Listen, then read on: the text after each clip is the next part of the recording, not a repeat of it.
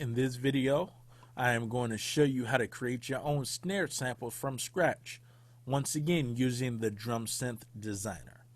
So I'm going to come up here to my Drumsynth Designer that was in here earlier, alright, and I'm going to click on this plus sign that's going to duplicate the track, or we can hold the command button and press the letter D. Alright, so now I have another one. This one says heavy kick, but we're going to change it to a snare. So I'm going to turn my distortion plugin off by hitting the power button right here. I'm going to go to my Drumsynth plugin, and I'm going to click on the drop down where it says kicks, and I'm going to pick snares and claps. All right, and now I'm just going to record the snare sample once right on the downbeat, so it's right at the beginning. Now that I have my snare sample in there, I can start changing the sounds, finding one that I like.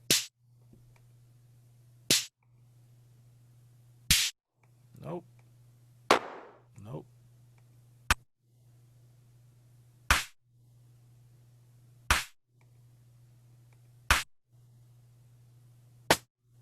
I like that.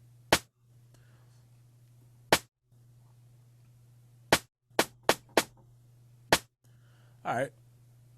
So I found some I like, and now I'm going to just start tweaking this. So the first thing I want to do is adjust my size and see how that changes the sound.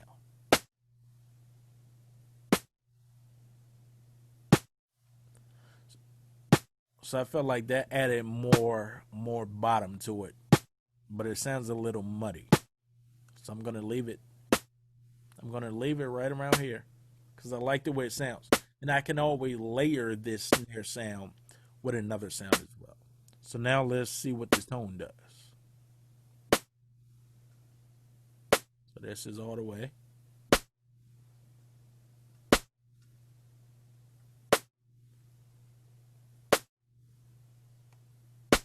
All right, I actually like the tone down at 0. Now let's see about tension.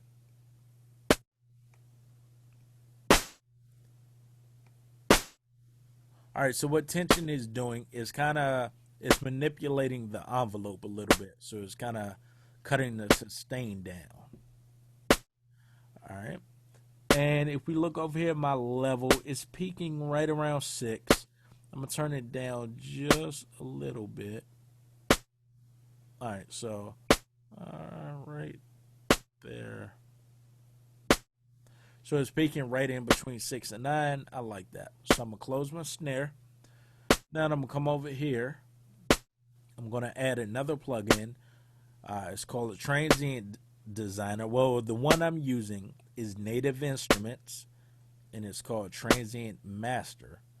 But if you wanted to use the built-in Logic effects, you could come over to, I believe it's Dynamics, and you can go to Enveloper and kind of play with it here. But I'll be honest with you, I personally don't use Enveloper. So I'm going to go to what I'm comfortable with. I'm going to come over here to Native Instruments folder, Transient Master. And what I like to do on here, just turn the attack up and turn the sustain down.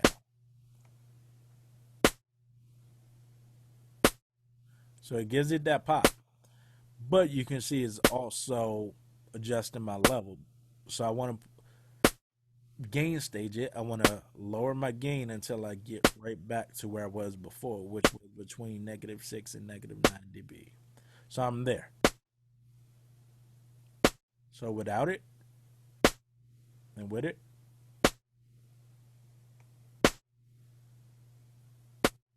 now I could take the sustain all the way off, but that doesn't even sound realistic. So I'm going to give it a little more sustain.